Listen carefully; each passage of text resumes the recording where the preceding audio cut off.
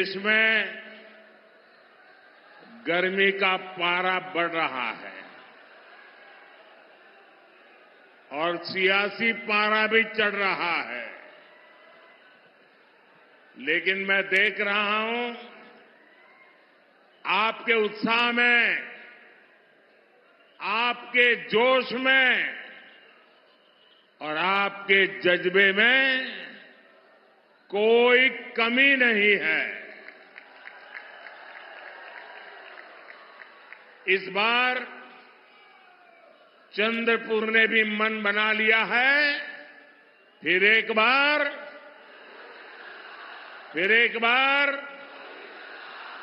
बार और चंद्रपुर से इतना सारा स्नेह मिलना मेरे लिए और भी विशेष है। ये चंद्रपुरी है जिसने अयोध्या में भव्य राम मंदिर निर्माण के लिए लकड़ी भेजी। नए भारत की प्रतीक संसद की नई इमारत में भी चंद्रपुर की ही लकड़ी लगी हुई है। चंद्रपुर की ख्याति पूरे देश में पहुंची है। मैं चंद्रपुर के लोगों को बहुत बहुत बधाई देता हूं। कल से नववर्ष और नवरात्रि का पावन पर्व भी शुरू हो रहा है। सभी देशवासियों को इन पर्वों की हार्दिक शुभकामनाएं। समस्त बंधू भगिनींना गुढी पाडव्याच्या आणि नूतन वर्षाच्या हार्दिक शुभेच्छा। साथियों, 2024 लोकसभा चुनाव स्थिरता बनाम अस्थिरता के बीच का चुनाव है। एक और भाजपा एनडीए है जिसका ध्येय है देश के लिए कड़े फैसले लो, बड़े फैसले लो। दूसरी ओर कांग्रेस और इंडी गठबंधन है जिसका मंत्र है जहां भी सत्ता पाओ खूब मलाई खाओ। इंडी गठबंधन ने हमेशा देश को अस्थिरता में झोंका है। एक स्थिर सरकार क्यों और कितनी जरूरी होती है, ये महाराष्ट्र से बेहतर और कौन जानेगा।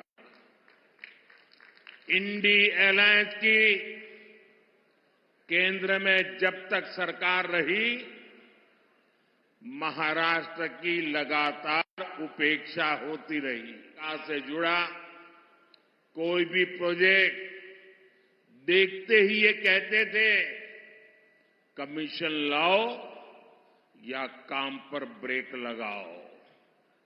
जब यहां पर नए एयरपोर्ट की बात आई, इंडिया अलायंस वालों ने कहा कमीशन लाओ या काम पर ब्रेक लगाओ। इन लोगों ने जलयुक्त शिवार योजना बंद कर दी। बलिराजा जल संजीवनी योजना जो विदर्भ और मराठवाड़ा में सिंचाई के लिए थी, उसे भी इंडी गठबंधन वालों ने ठप कर दिया था। विदर्भ के विकास के लिए मैंने जिस समृद्धि महामार्ग का लोकार्पण किया, उसका भी इन लोगों ने विरोध किया था। इन लोगों ने मराठवाड़ की वाटर ग्रिड योजना बंद कर दी, कोंकण में रिफाइनरी प्रोजेक्ट रोक दिया, मुंबई मेट्रो का काम रोक दिया था। यहां तक कि पीएम आवास के लिए केंद्र से पैसा आने के बावजूद इन्होंने गरीबों को घर देना बंद कर दिया था। इनका लक्ष्य एक ही था, कमीशन लाओ या काम पर ब्रेक लगाओ।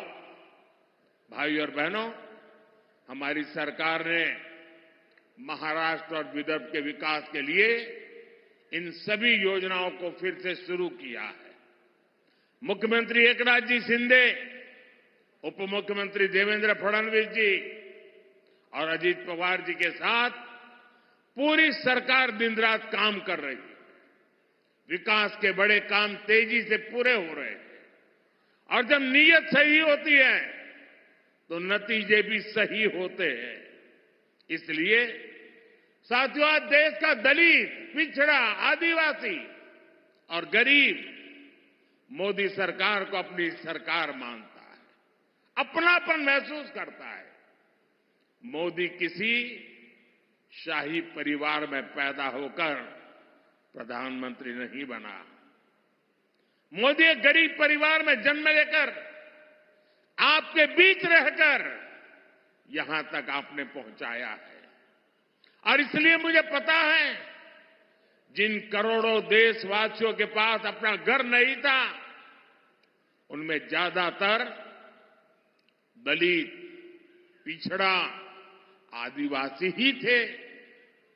ये दलित, वंचित, आदिवासी ही थे जिनकी बस्तियों में पीने को पानी नहीं था, बिजली नहीं, सड़कें नहीं।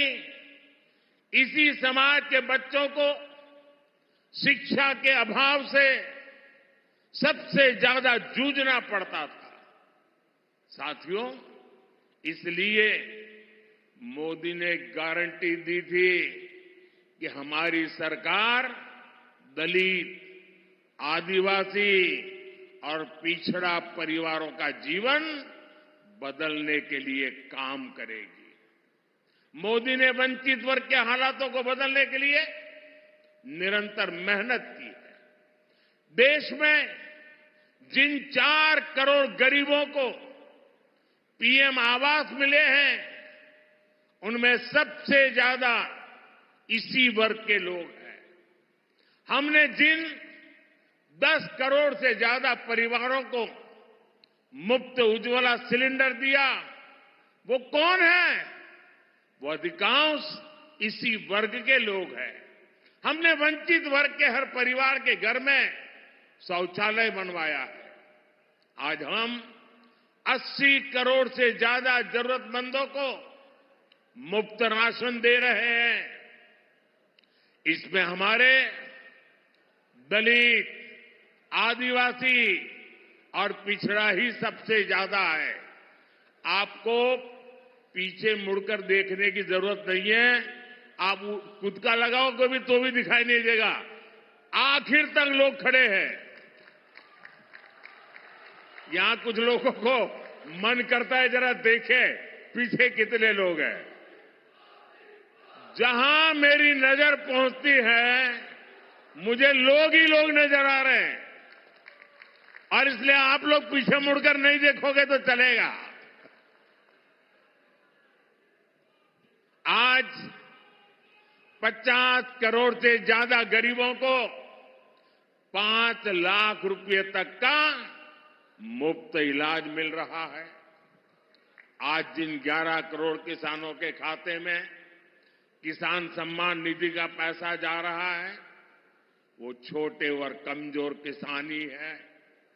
आज हमारे दलित, वंचित, पिछड़ा और आदिवासी समाज के लोग सिर उठाकर जिंदगी जी रहे हैं। ये सब कुछ हो रहा है तो इसका श्रेय किसको जाता है? इसका श्रेय किसको जाता है? इतनी प्रगति हो रही है, श्रेय किसको जाता है? देश गरीब से गरीब व्यक्ति का भला कर रहा है, इसका श्रेय किसको जाता है? आपका जवाब गलत है।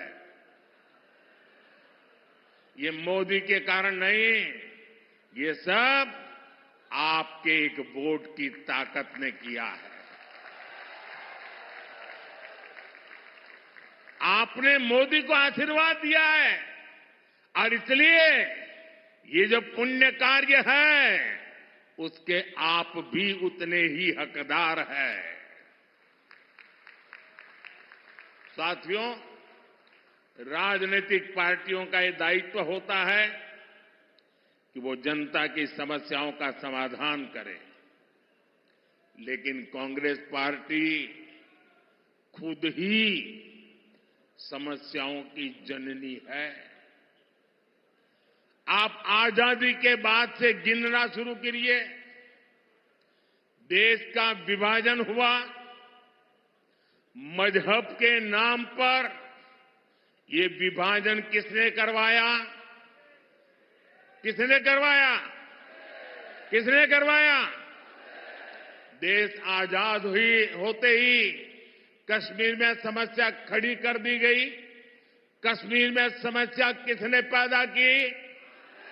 जरा पूरी ताकत से बताइए, दिल्ली तक आवाज जानी चाहिए। ये कश्मीर को किसने मुसीबत में डाला? हमारे आसपास ही दुनिया के कई देश आजाद हुए, वो हमसे कहीं आगे बढ़ गए, लेकिन हमारा भारत पिछड़ता गया। तब ज्यादातर समय देश में किसकी सरकार थी? देश दशकों तक आतंकवाद का शिकार रहा। आए दिन कहीं भी बम ब्लास्ट हो जाते थे। तुष्टीकरण के लिए आतंकवादियों को संरक्षण कौन देता था? आतंकवादियों को संरक्षण कौन देता था? देश में नक्सलवाद जैसी समस्या इतनी विकराल हो गई।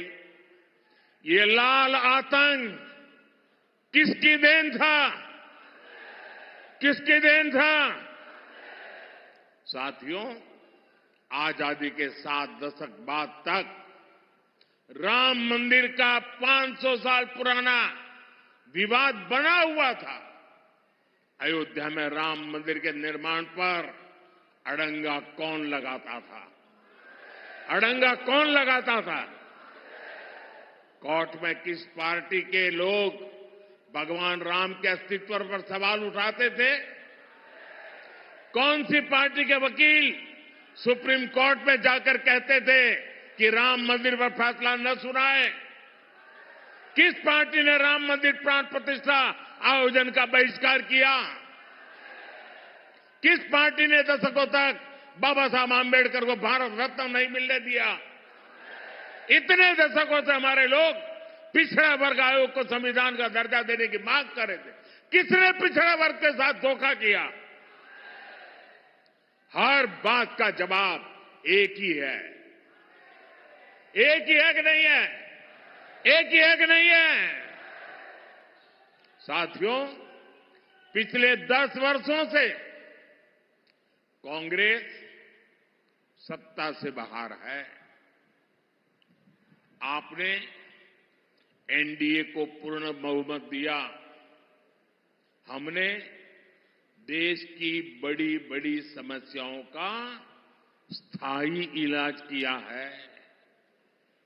आज महाराष्ट्र ही नहीं बल्कि पूरे देश में नक्सलवाद कमजोर पड़ गया है। जो गढ़चिरौली नक्सली हिंसा के लिए जाना जाता था, अब उसकी चर्चा विकास और स्टील कंपनी के लिए हो रही है। हमारा गढ़चिरौली अब फौलाद सिटी बनने जा रहा है। भाइयों बहनों, हमारे यहां मराठी में एक कहावत होती है, कडू कारले तुपात तळले साखरेत गोळले तरी कडू ते कडूच। यानी कड़वे करेले को घी में तले या शक्कर में घोले, वो फिर भी कड़वा का ही कड़वा ही रहता है। ये कहावत कांग्रेस पर सटीक लागू होती है कि नहीं होती है? होती है। वो सुधर ही नहीं सकते। वो कभी नहीं बदल सकते। अपनी करतूतों के कारण आज कांग्रेस पार्टी देश के भीतर जन समर्थन खो चुकी है। इसलिए अब कांग्रेस खुलकर बांटो और राज करो के खेल पर उतर आई है। कांग्रेस ने अपना जो घोषणा पत्र निकाला है उसमें भी मुस्लिम लीग की भाषा लिखी गई है। क्या ये आपको मंजूर है? ये देश स्वीकार करेगा?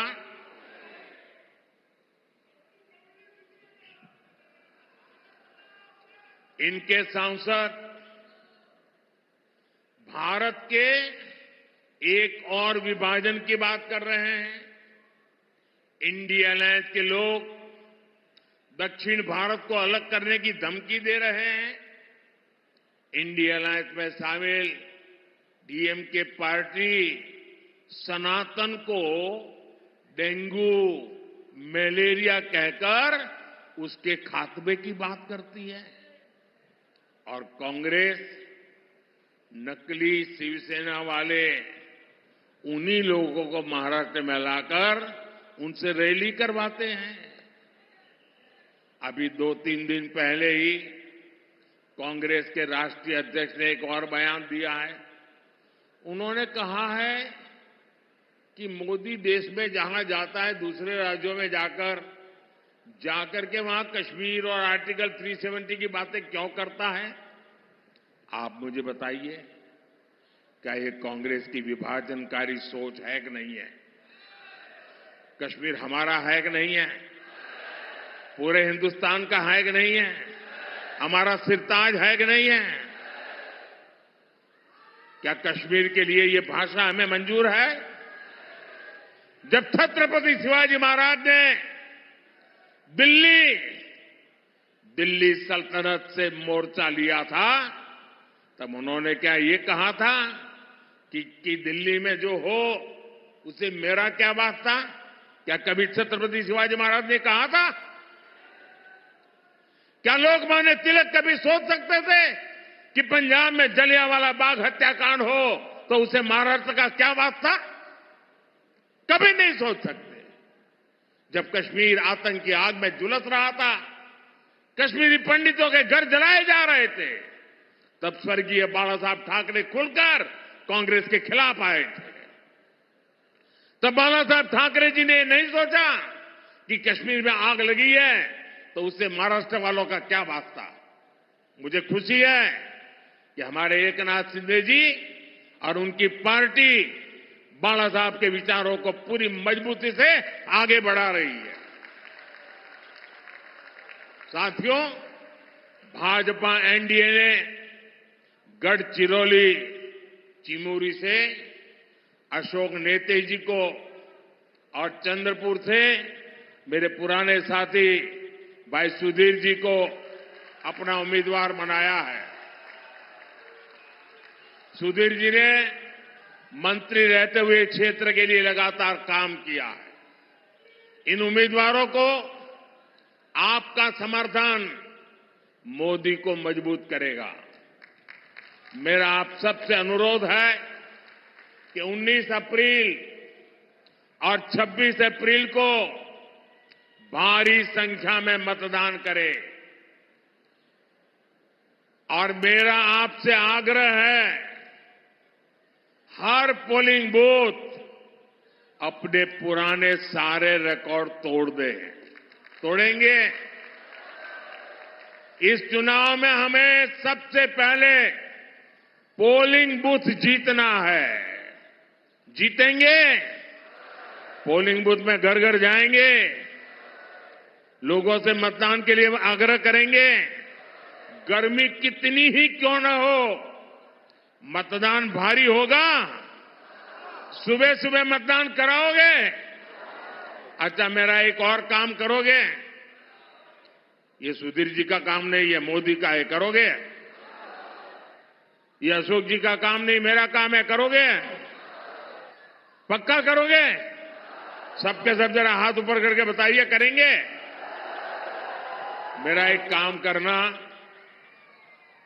कि चुनाव तक घर घर जाना और जाकर के कहना कि अपने मोदी जी चंद्रपुर आए थे और मोदी जी ने आपको प्रणाम भेजा है।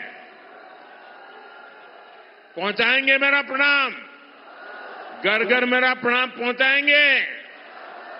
एक बार फिर आप सभी का बहुत बहुत आभार। भारत माता की